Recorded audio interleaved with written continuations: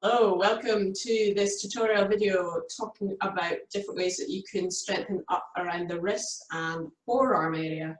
Also speak about some stretches that you can do for these as well, because I know this is something that a lot of you have been speaking about, is just trying to build some strength up around that area, because you might find that you fatigue really easily or you get pain.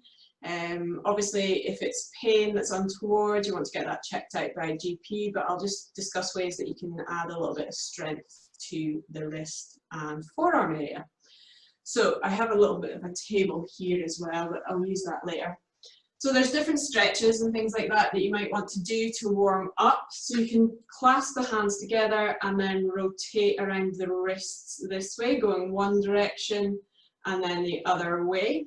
You could do this for say 30 odd seconds just to get the wrists a little bit more mobile and lubricate the joints so that you have the best range of motion for the different strengthening exercises that you can do. You can also do your prayer hands, so you really want to think about driving these hands together, and then you can lift the elbows up and then take them back in towards the center.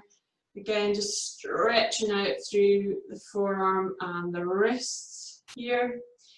You can turn this the other way and again think about squeezing everything as tight as you can and then pushing away, moving those elbows down and then extending here. Another thing you can do is coming down onto the ground and doing some ground-based stretches. So you can be onto the palms of your hands and then shifting the weight forward and back. So the more you press that weight forward, the more you're going to stretch through the forearm. You can also take these knees further away, and that's going to add more into that stretch as well, to the point where you could actually do this in that push-up position, making it even trickier. You can also turn so the backs of the hands are down to the ground, and again, shifting the weight forwards and backwards here. Just make sure that you keep the arms nice and straight rather than bending at the elbows. You can do stretches where the fingertips face in towards one another, and you can shift from side to side. Side on here.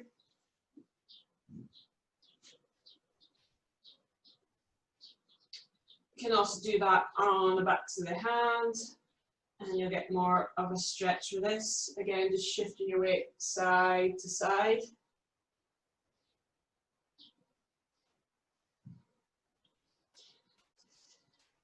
Some of the strengthening exercises that you can do. So I will grab my tin. So you could use like dumbbells, you could use bottles of water, you could use tin cans. You can change the weight up depending on the kind of resistance that you feel is appropriate for your wrist strength at the time. So resting the forearms, if you can see this, resting the forearm onto a table, or you can even do this onto your lap if I'm seated at a desk, and then just hanging off where my knee would be. That would be the equivalent of being in a table. I can use the other arm to keep this arm firmly planted on the ground so that I only use my wrist for this exercise. I then try and lower the weight down as far down as I can to the ground, and then rolling back up just from the wrist, squeezing, and then again slow and controlled, lowering that weight away from me as far down to the ground as I can, and then control it back up. This can be done the other way as well, so you can have a palm facing down, rolling air, and then rolling back up. Just watch that you're not using the rest of your arm to assist with this movement.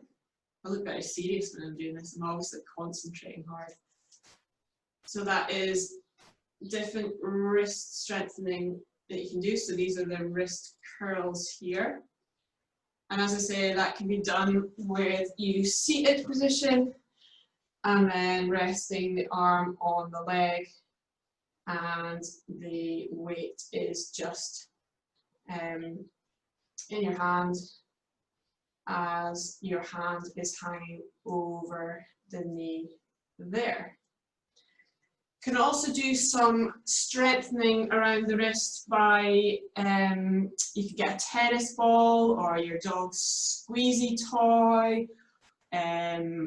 You get the stress balls. You can also buy a specific ball for this, but trying to find household objects that would help make a big difference. So you could even do something like rolled up socks as well that you could use, or clothing, or even maybe even a face cloth or something like that. And you want to think about squeezing as tight as you can with your object, trying to really squeeze it in and then release. So hold in for a few seconds, squeezing as tight as you can, and then release. And then doing that several times, so maybe about 10 times or so, and then rest and then repeat. And if it gets too easy to do these, you would obviously use something that gives you that greater resistance and more work around the wrists.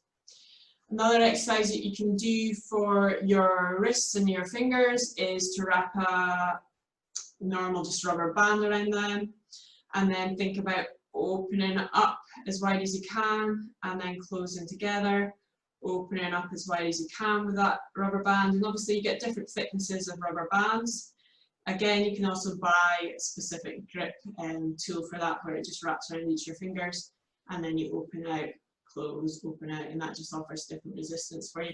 You can sit and watch TV and do things like that as well. That's a brilliant thing about a lot of the wrist strengthening exercises. I could sit here and just keep doing them and continue to kind of do just normal daily living stuff as well.